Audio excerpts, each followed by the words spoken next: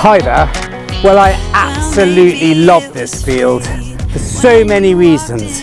It's very, very Roman, but it's very, very big, and it's not just everywhere. But if you get a decent signal, it's likely to be Roman, so that's really exciting. There's so little junk here, there's no cartridges here, there's nothing. A signal's going to be good. It's just finding those signals. It's lovely, easy digging, look at that!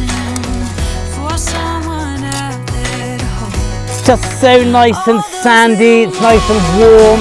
Sunny at the moment, but I think it's going to rain or cloud over later. Thank God, we need it. And I haven't been here very long, and I've already found 3 or 4 really nice Roman coins, and that's the last thing about this, which is so good, is the coins are in such good condition. I found 3 or 4 really nice ones. Especially that one, that's just typical of here. They're all 4th century, but you've got really clear emperors. They're probably Constantius and Constantine II and Crispus and all that lot. They've often got the soldiers with 2 standards on the back. And I found a lovely end of a brooch. It's the catch plate of a brooch with a sort of fan and some detail on it. I don't know what type that is, but I'll sure find out from that. So that might have been quite a grand thing at one point. And then on top of all that, I found a lovely piece of Samian ware, which is sort of, for want of a better way of explaining it, posh Roman pottery. Hope you can hear me okay, it's quite windy, but I've got the mic behind my shirt there, so hopefully it'll be shielded. I mean, so you've got to spend your time on this. As I said, it's not every other signal, it's not every other foot, but it's definitely here.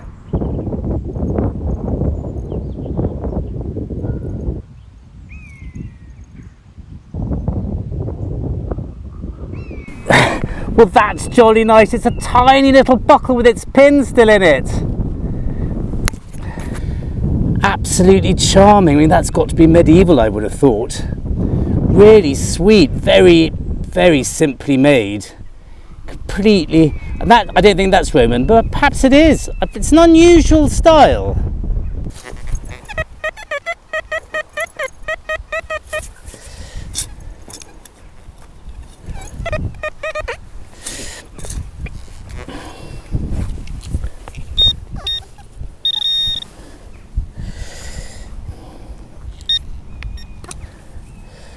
And there's not much on that really, but I could think it's the captive, isn't it?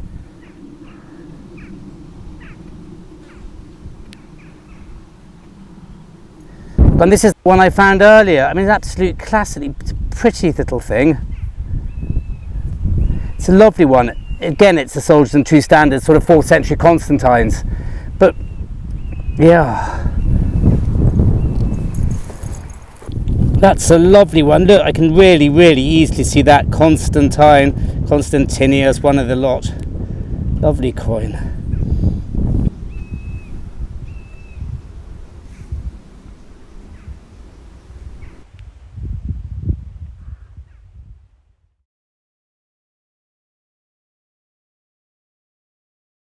Well, I've got you another piece of Samian ware, definitely.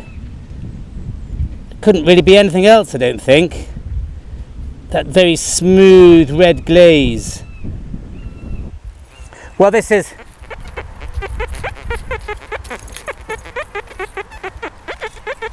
typical of what we get here. Even though that does sound a bit on the dull side, that's probably lead.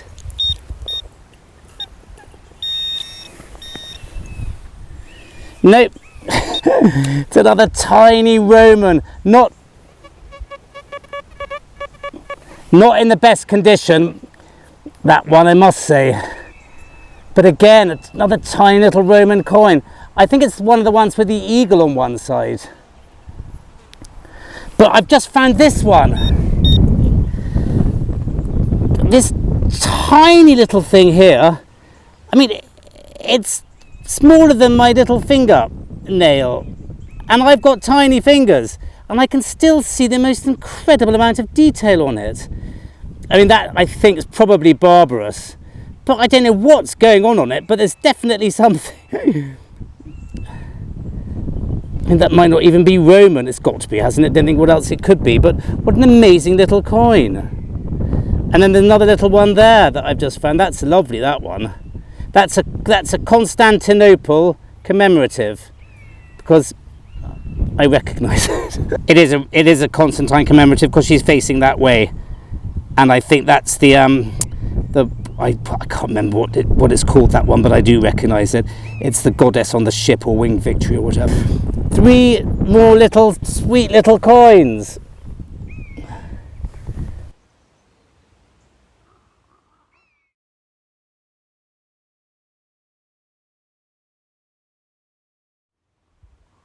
Well, here's another. I mean, that couldn't be anything else in this field. Small little Roman bronze coin. Put the house on it.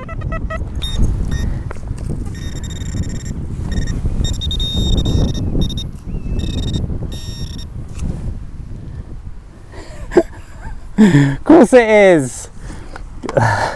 Dear, I hope you like watching people finding small bronze coins. I mean, gosh, that really is a tiny one, and the sound it gave. I don't know what's going on that. Oh, it's a very unusual one. I don't think that's Roman. I always say that. That's not Roman. That's not Roman. That's got to be Celtic. That's not Roman. That means absolutely nothing to me, that coin. There's just, that I think has got to be, I'm really going to stick my neck out. That's got to be a Celtic bronze coin, because that's just not Roman. It doesn't have a, oh yes it is. I think I can see a spiky helmet. Well, it's very barbarous, I would have thought. Very unusual design, not typical. And this one's quite nice as well. I've just dug up, because I don't think that's 3rd century either. I mean 4th century either. I think that this is much earlier. It's got a radiate bust on it. Yeah, I just don't think that can be. That's definitely an earlier coin. Wow. I love finding Roman coins. I could do this all day long because I love Roman stuff. But I always say about this time in these videos, I once watched a video of someone digging up so many Roman coins, one after the other. He must have dug about 30 coins, and it was just looking at the holes, and I got so bored, and I thought, my God, I can't make videos like that. People get so bored. So you feel free to switch off, and let's just hope, fingers crossed, we find something a bit different, or hopefully just some jewellery or something. But I love that. Well, I've just found 2 really sexy coins. No better way of explaining, but nothing like as sexy as what is down there, which I'm really excited about. I've had to slightly pause. But anyway, let me show you these 2 first.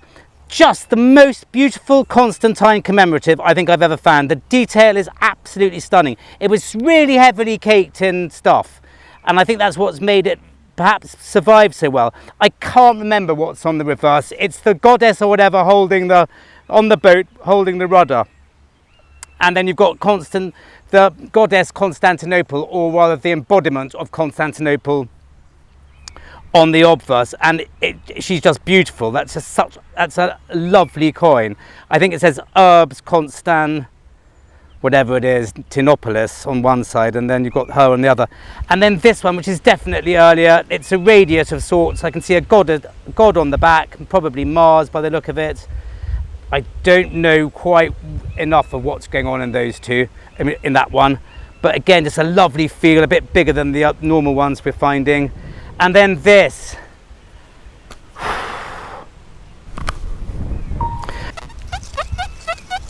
Sounding very similar to all the other ones. I'm not live digging them all because you'll just get bored. But I wish I had done this one. It's Celtic and it's silver. And it's not whole, sadly. It's been bashed up a bit.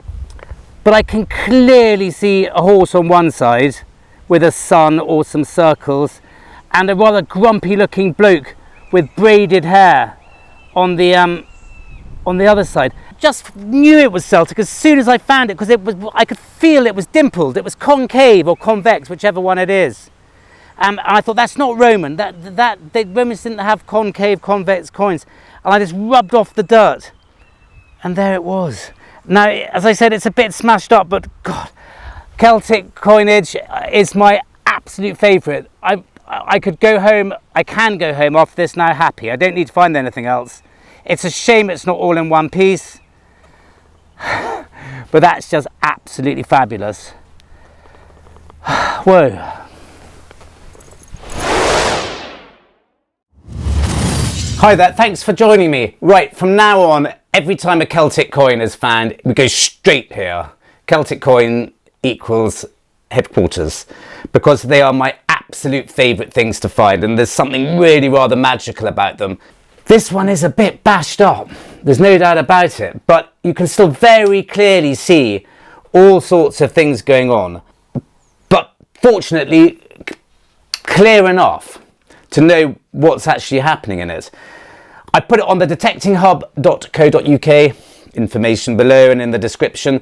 There are some guys there which are brilliant on Roman and Celtic coins. There's some guys there who are brilliant on every coin, but there are more of them who know about this sort of coin and Roman coins. I'm not going to name any names because they're a humble bunch. They'd just be embarrassed. So they know who they are. But anyway, I put this on.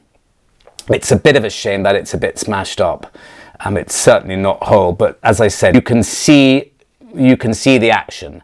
And it is what's known as, well, it's Iceni, and that's sort of East Anglia, Norfolk, Suffolk, that sort of area.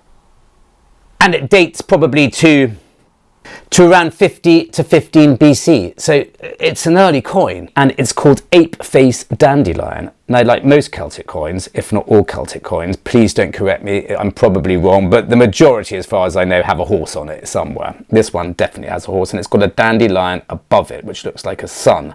And on the other side is what's called an ape face.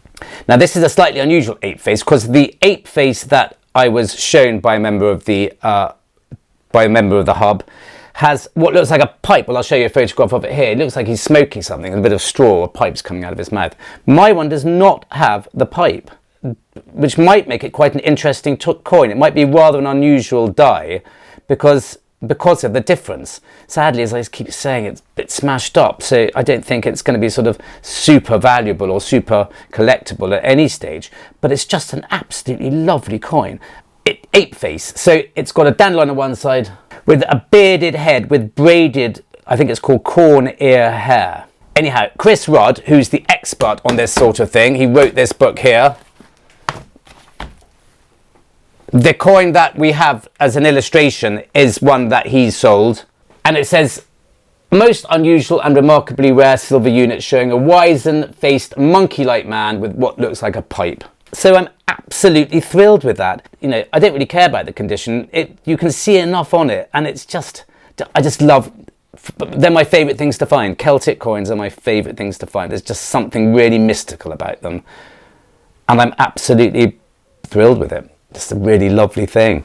Anyway, thank you very much for listening to all that, and let's go back to the fields.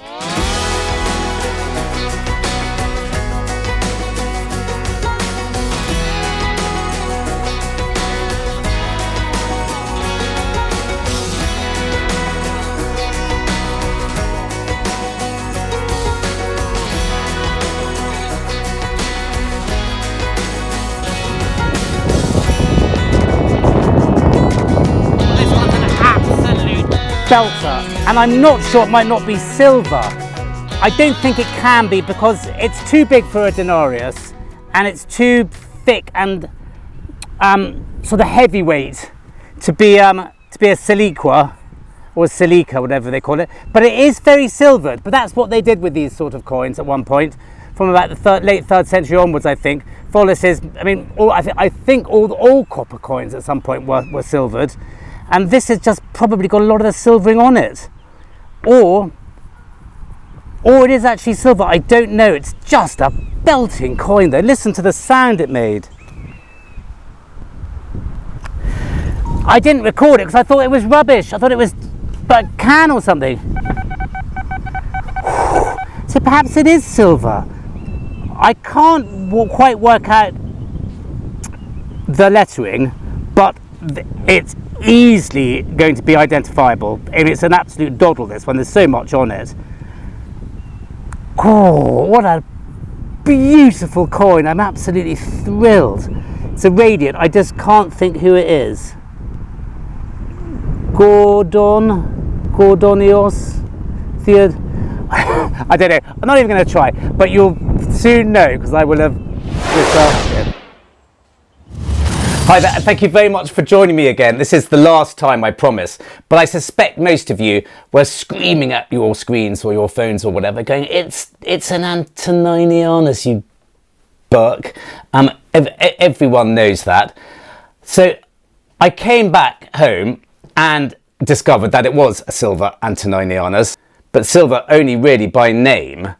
And I mugged up on my silver Roman denominations, and I didn't know as much about it as I thought I did. By the way, for the bronze ones, I've done a video quite recently on Sestertii and Depondii, etc. So I'll put a link to that up there or in the description. It's an Antoninianus, which was supposed to be a silver coin representing 2 denarii. The problem was that even from the start, the silver content was not that great. In fact, the whole point of it, I think, was that it wasn't worth silver-wise 2 denariuses. Therefore, the rulers were were quids in. We don't know what it was called at the time, but it was started by Marcus Aurelius Antoninus, who is more commonly known as Caracalla, in 214, I think, or thereabouts. And it remained in circulation until the reforms of Diocletian at the very end of the 3rd century. So it's mainly a 3rd century coin. The silver content of these went down pretty rapidly, and by the time a coin like this came out in about 240, it's of Gordian III, so we were sort of right on the field, and he was around from 234 to 244 or thereabouts. He was very young when he came in. He was only 13. But by the time these coins came in, after the first few issues of each emperor, the silver content was pretty low. In fact, at one point, it only needed to have 1 part silver to 20 parts copper, and that was your double denarii. So hence, it didn't really need to be more than a copper coin with a silver wash on it. I think there's a bit more to this one. It just feels a bit more silvery. I think it's slightly more than a copper wash. But I also read that you don't need to have that much silver in a coin for it to retain its very silvery appearance. By that much, obviously quite a good chunk, but it didn't need to be silver to look like silver. It's also distinguishable by, as you can see here, it's a radiate crown. You don't see a radiate crown on a denarius. And even though the sizes and weights of these went up and down in the 3rd century, they do tend to be an obviously bigger coin. So yours confused was a bit baffled by this originally. It also means I'll go right through my collection of Roman coins looking for all the copper ones, which possibly, in fact, if it's a copper coin and it's bigger and it's 3rd century and it's got a radiate crown, it has to be an Antoninus. Couldn't be anything else. After that, so coins from the sort of Electus onwards with radiate crowns and copper are definitely not Antonini, even though they can be confused because obviously they look exactly like one, like an Antoninus without its silver wash, which a lot of them would look like. But anyway, I haven't found many that look that silver, so I'm absolutely thrilled. It's a really lovely, very tactile coin, and yeah, it's again, like I always say, the amount you learn from this hobby. You find something which confuses you or you didn't know about, and off you go and learn it. With the advent of the internet and the World Wide Web, research is so easy. Can you imagine 20, 30 years ago, you'd have to use books and have to go to libraries and things. You don't have to do that now. Oh, come on. So, oh, you're all wet, Husky. Go on. So thank you very much for listening, and let's go back to the fields. Right, we've got a nice big tractor coming in, so that might be me. That might be time up for the day. Christ, that's just been passed. I don't want to get caught up in that dust mulch. It's going to be horrible. Here he is, he's coming straight for me.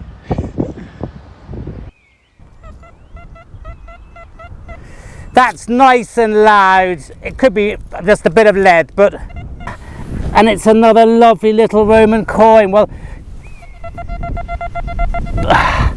bigger than the little tiny bronzes. I don't know who that is, but we should get an idea of that. I found this as well, which is not a Roman coin, which is rather nice. I don't know what it is. It's certainly very, very old, and it's got some design on it, maybe part of a ring or a bracelet or something. Well, I've spoken to the farmer, and he wants to come back and drill this field now. And I have been here long enough anyway, and it's been absolutely wonderful. If you like finding Roman coins like I do, it could not get better. There is something so spoiling about being in a field that almost every signal, you know, if it sounds anything like this, it's going to be a Roman coin. I mean, usually the fields we metal detect in, everyone like that, it's going to be a cartridge or a primer or something like that. Here it's not. Here that's a Roman coin. I'll be amazed if that isn't. So we'll end on this. Thank you. So we'll end on this.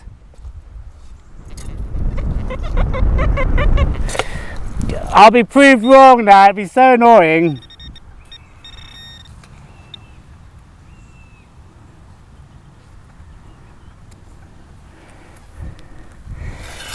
It's not a Roman coin. It's even better than that. It's a bead. It's a Roman bead. I'm absolutely, well, that's just made my day. That's just the icing on the cake. If it's not a Roman coin, it's a bead. And that's an absolutely lovely one. It's biconical. They can be very crumbly, these bronze beads, so you've got to be rather careful with them. But that's just, oh, I'm completely thrilled. That's made my day.